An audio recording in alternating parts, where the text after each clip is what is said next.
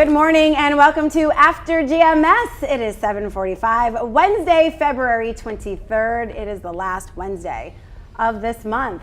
The last hump day of this month. We did it. Good morning, I'm Tracy B. Kane here with Marissa Tansino. We have meteorologist, or what we call double trouble, Ed Matthews, and meteorologist Kristen Morgan. He's the trouble. Oh wait, I thought it was double. Double Together. trouble. Yes. Causing trouble left and right. There's trouble outside because there's rain, guys. Yeah, kind of a soggy morning. One of those mornings where it's a little harder to get out of bed, probably with the rain beating on the roof and the rain beating against the windows this morning. And we also have a little bit of fog, too. As you take a live look over downtown Greensboro, that fog has been laying low this morning and making for some low visibilities in many spots. So keep that in mind as you head out and about this morning. It'll take a little while for that fog to lift and for that fog to start to burn off. Part of that is because we have slightly warmer air compared to our soil temperatures. We also have this steady stream of warmer air moving in from the south, and when it moves over that cooler air, it condensates, of course, which forms fog or which forms clouds. Temperatures this morning, upper 50s to near 60. Dew points pretty much right in line there too. So it's a soggy, warm and humid morning of weather. Of course, that big push of moisture moving through the triad right now, and some of it has been quite heavy. But you notice on the back edge of it where it's starting to lighten up and thin out a bit over the foothills and over the mountains. That's what we can expect as we go into the midday hours and into the afternoon. Of course, zooming out in a wider view, you see it's one big band of rain, and this is really our second wave of rain with our unsettled weather over the course of this week. And there's one more on the way as we go into your Thursday. Of course, all of this pushing through this morning ahead of this cold front. And once it gets by us this afternoon, the cold air is a little bit delayed, but it will arrive overnight, dropping us down into the 40s overnight, and then we likely stay parked there for a while. Notice where that big old high pressure system is up to our north. We have those northeasterly winds bringing in that colder air, and it gets banked up against the mountains, and we'll likely have what we call a wedge set up for Thursday. That would mean our cold air gets locked in place and can't really move or can't really go anywhere. So honestly, your Thursday is going to be kind of a raw day of weather. Chilly, rain, and temperatures in the 40s. But then just as quick as we cool down, we warm right back up again on Friday as a warm front lifts to the north and one more cold front swings through the Piedmont. That'll set the stage for a warm Friday, but drying things out Friday afternoon and heading into Saturday, and then we cool back down again for the weekend. I know it's a roller coaster ride of weather. Are you confused yet? It's hard for us to even keep up with. Here's a closer look at it on Futurecast as we go throughout the afternoon. Expect to see a few peaks of sunshine that would likely warm us up to around 70 again this afternoon, much like we saw yesterday. Even though it took a while, we did get up to 69 yesterday. I expect it to be close to that again today. Of course, heading into the overnight hours into your Thursday morning, another round of rain is on the way, and a chilly one at that. Temperatures in the 40s tomorrow, and a good chance for scattered rain at least through a good majority of the day. And some of that could even linger into the overnight hours and into early on Friday morning before things start to dry out. So again, here's the plan all wrapped up in one nice easy graphic to understand. The rain chances really drop off once we get into the midday hours and into lunchtime. And as we head throughout the afternoon, that's when we really see our biggest warm up and see things clear out at least a little bit with a few peaks of sunshine on the way. Still a bit breezy at times this afternoon too. Overnight clouds and showers, temperatures in the 40s, and we don't move a whole lot heading into your Thursday afternoons. It's just a chilly, raw day of weather. Drying things out, warming it back up for one day on Friday before we cool right back down for a chilly weekend. Saturday looks to remain dry, but we'll likely have another push of chilly rain on the way for Sunday into Monday before we dry things out and look at low and mid 50s by the middle of next week. Well, take a look at this video our photographer Ryan Gavette took this morning. You can see a steady rain hitting the streets and the sidewalks down in downtown Greensboro. You saw the raindrops highlighted by that lamp that was on the street just a few seconds ago. It's just a glimpse of what's to come in the triad over the next 48 hours. Our challenge for you right now, describe the weather in one word.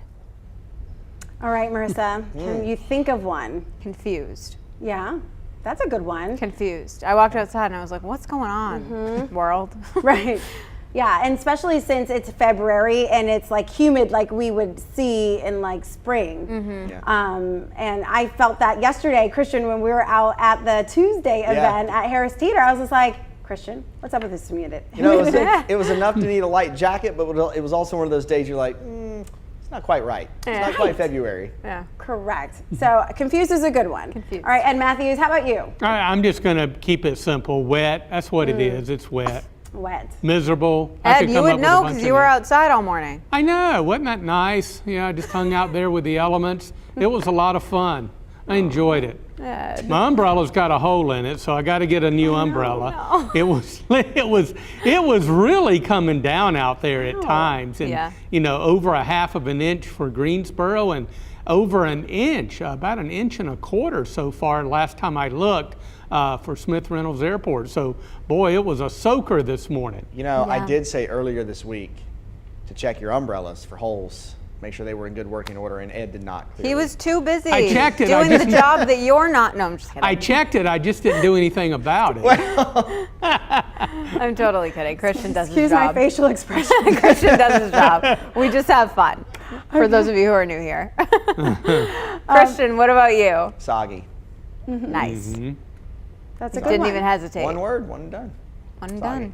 Yes, I'm going to put a link to a GoFundMe for an umbrella for Ed in the chat. If y'all could just, $1 is good. Yeah, we should be up to our should goal be in no good. time. Yeah, exactly.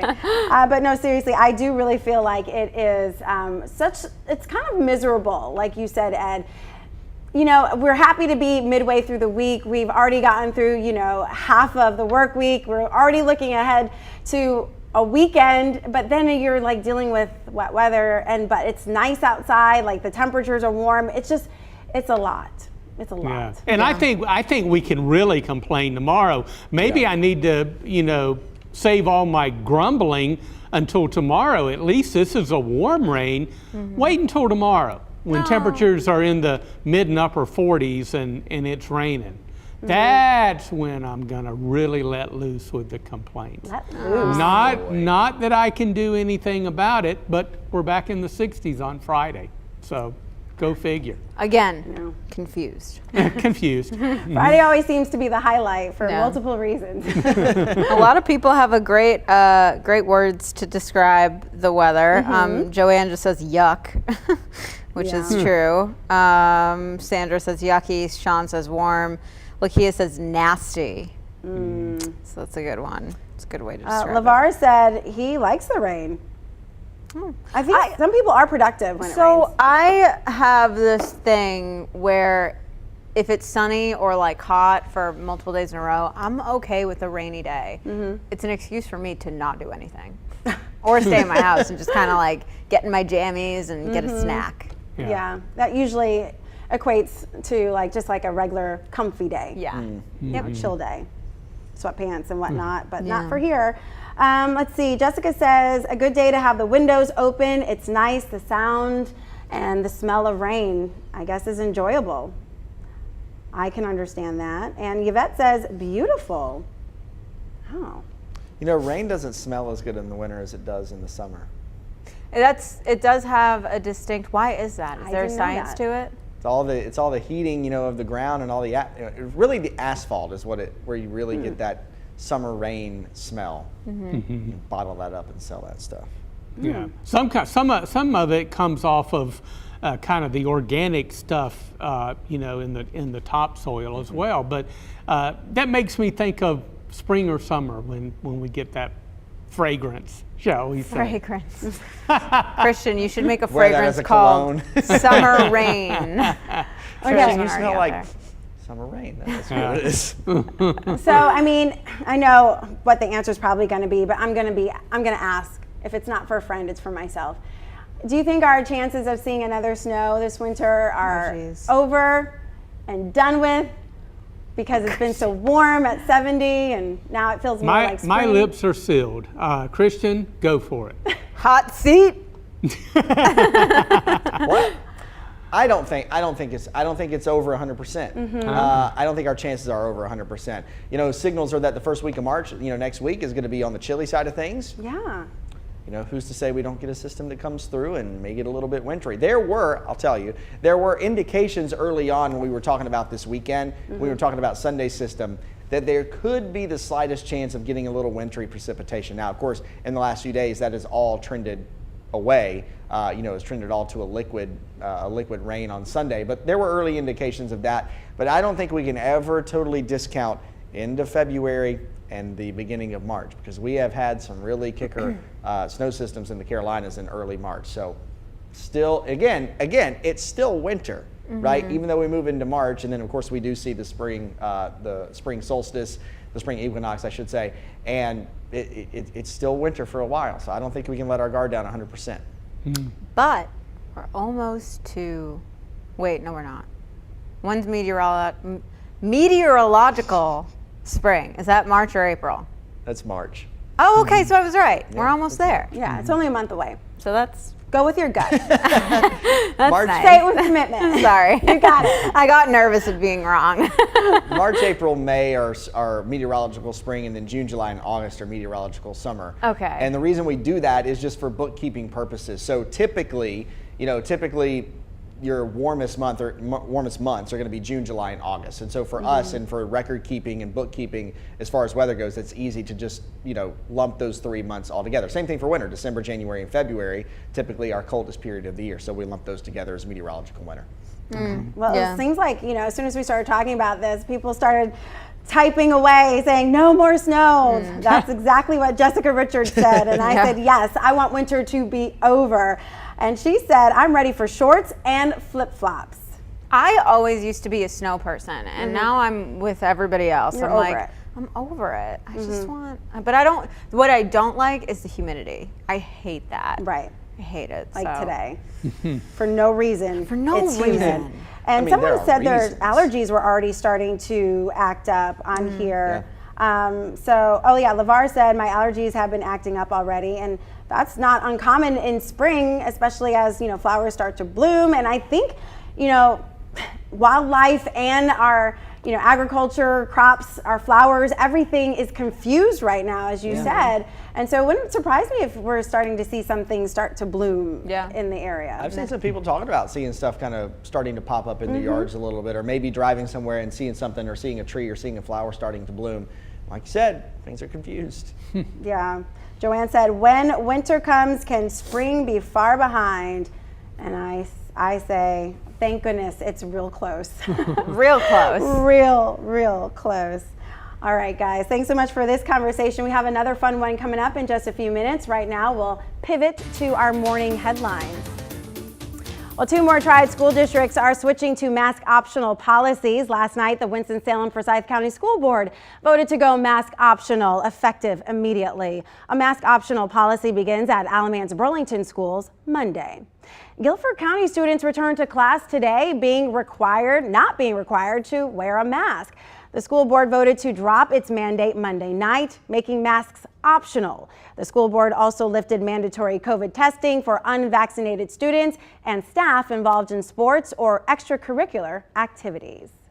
This morning, the search continues for a missing 21-year-old woman. Police say LaJourney Farrow was last seen in Greensboro nearly 2 weeks ago. Her family says she was supposed to leave for Las Vegas on Friday, the 11th. 12 days later, no one has heard from her. Farrow's case was entered into a national missing persons database. If you have any information, call Crime Stoppers. Gas prices are on the rise across the country as life returns to normal, and the conflict is still escalating overseas in between Russia and Ukraine. The price issue is on everyone's mind as they fill up the tank. WFMY News 2 Sites Denise McMiller shares how what's being paid at the pump is impacting local businesses as well.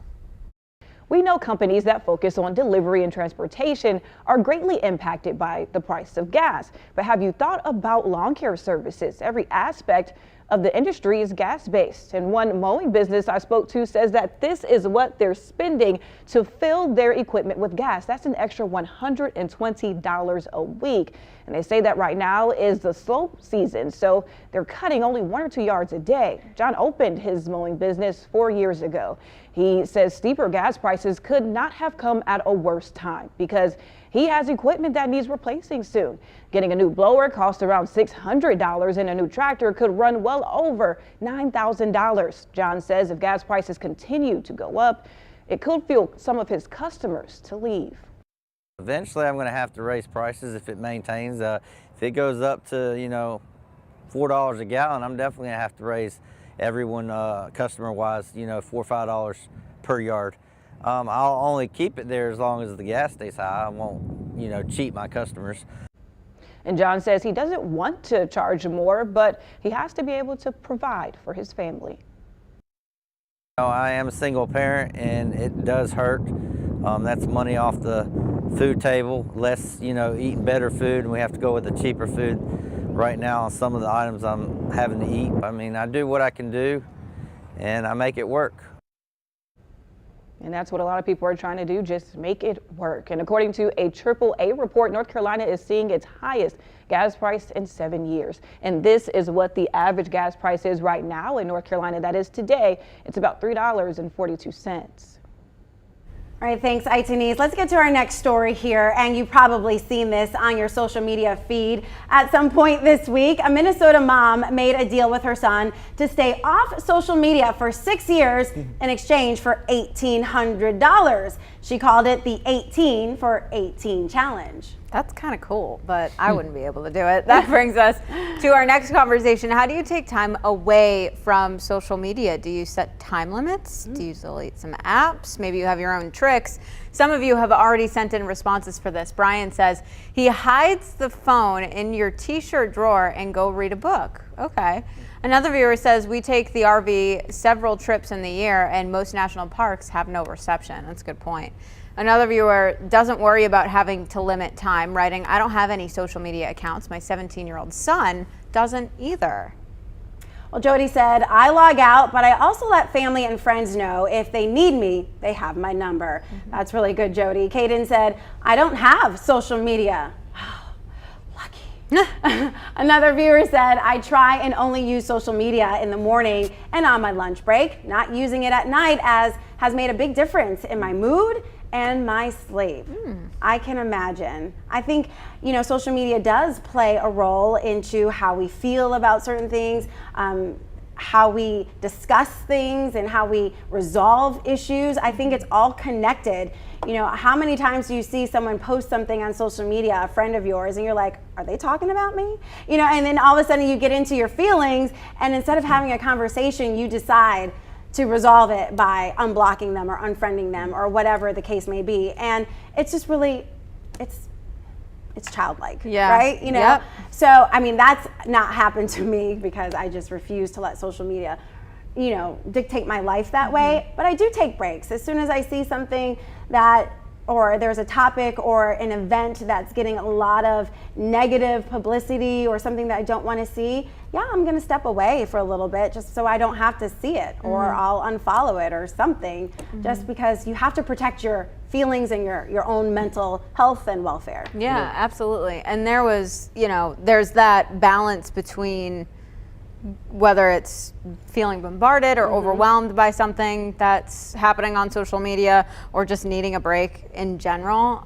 This particular situation happened to me back in October, right before my boyfriend and I went on a trip to Virginia, and he had just gotten back from deployment. So I was like, you know what? I really just want to take the time on this 3-day trip. It was just 3 days to put my phone down and unplug totally from all of it. And we were going to a national park, so we just wanted to see the park and not have to worry about it. So I shut all my apps, turning their cellular data off. So even if I opened it just by habit, I couldn't use it.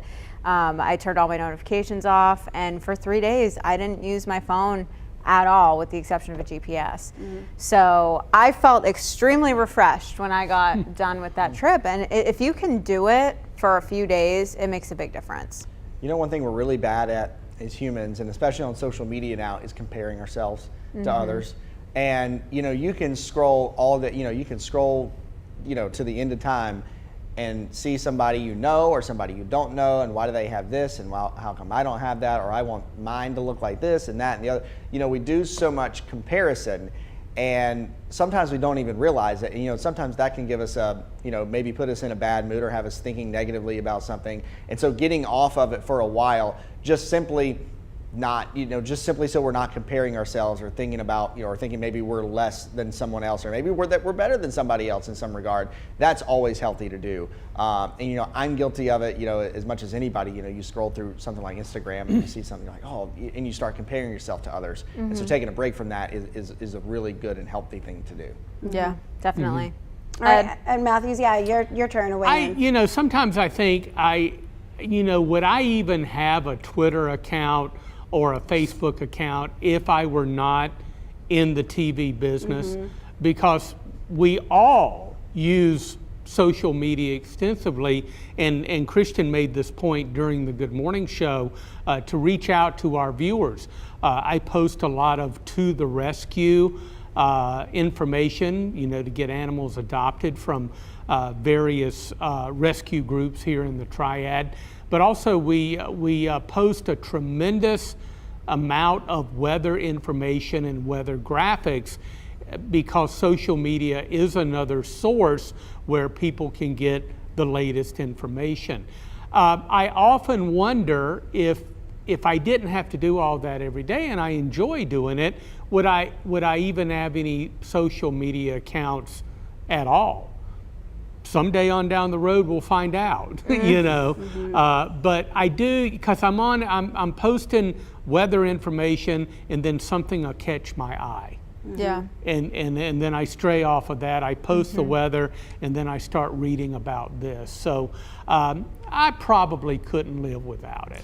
And I think too, like Facebook, for example, a lot of these apps that we use, Twitter, Facebook, Snapchat, TikTok even, came out when I was in middle school, high school. And I remember when I first got a Facebook page, when my mom let me get one, I was on it constantly because that was like the cool thing to be doing. And even in this job, with how much it demands that we need to post and constantly be interacting with people, I've found myself and find myself now using social media way less now than I did when I was a kid and when it first came out. So I think with time, you start to realize, okay, and it's not for everybody, but what's important to you, and social media is not everything. Yeah.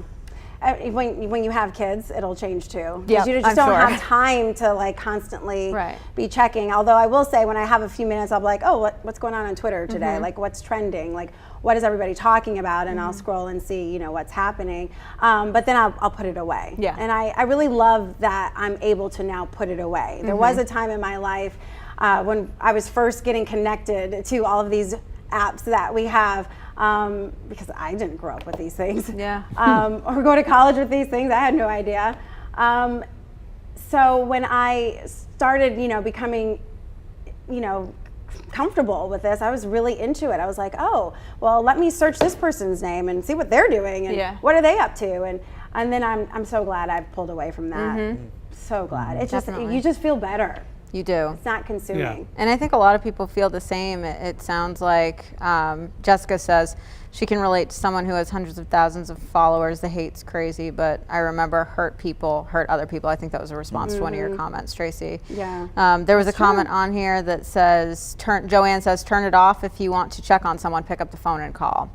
Diane says that she plays games on her phone all the time, but she's not on but she is on Facebook a lot too. Oh my goodness, what a great comment from LeVar Jarrell, who said, I miss playing outside with my friends all day when I was younger. That's what we didn't have when we didn't have all the social media stuff. Yeah. That is on the money. I was lucky enough to have a childhood where I had both. Yeah. So when I was very, very young, age 5 to 12 roughly, and my mom didn't allow me. I begged her for a MySpace. That was another one, MySpace. Remember that? Anyone? Yeah. Yeah, Christian. So we had those years where we went outside and played outside, but then the back half of my childhood, when I got a little bit older, was social media. Yeah. So I we couldn't had wait Sega. I couldn't wait to get outside, and build a fort or a treehouse or something, or go play in the woods, behind the house, just digging around really. And the amount of time that I spent on the computer was very, very limited. And I can say this now, especially now that I'm in this business, most of what I do, I'm pretty active on my accounts, my weather accounts, but I hardly ever use or ever post anything on my personal Facebook page. I mean, I can't tell you the last time I posted something on there. So I think it is part of this job. I'm so active on it while I'm at work, and during the week when I'm working, I don't really care too much about my own personal page. I think because I'm so active and using so much of my time at work on on those weather pages. Yeah. Yeah. I feel the same way. And I've said this before, one thing that can keep me away from social media, believe it or not, is food. I have a very strict rule And it kind of comes and goes because I want to have my phone nearby, in case something happens down in Sanford with my mom or my family. But I have a very strict rule. Most of the time, I leave this thing in the car, hidden in the car when I go into a restaurant. Don't want to talk to anybody. I don't want to look at social media. I don't even want to look at the weather. I want a break to really chow down and savor and enjoy the food that I'm having. And I have been out with friends before that are, and you're talking to them and they don't even know that you're there. And that's a sad thing. Yeah. Yeah. I saw this thing and it was, I don't know if it was a trend or something, and people might do this when they go out, where they all put their phones like in a pile on the table, and the first one to touch it has to pay the bill for everybody. It was something along those lines. But it really, if you can put the phone down, especially when you're with family or friends, to genuinely have that face-to-face interaction, that's what we're missing. I miss that. I wasn't, cell phones came out when I was really small, so I don't necessarily know an adult life without one, but I wish that we could just put them down more. Yeah. Well, we can commit to making ourselves better and treating each other kinder and, just being more respectful. And I think that could start the change that we see on social media. It's not all bad. No. But when you do see bad, just kind of take it as an opportunity to enrich your own life. Yeah, Stop definitely. concentrating on somebody else's that you can't live. All right, let's take a look at this 7-day forecast as I drop my rant. Okay, the rain is moving through this morning. Most of it will be out by midday, and then just cloudy, breezy, and warm around 70. But rain rolls back in after midnight tonight. Our cold front moves through this afternoon, but the cold air really starts to pour in tonight and tomorrow. With a chilly rain coming up on Thursday, we'll pretty much hover in the upper 40s all day. And then that same front moves back through as a warm front on Friday.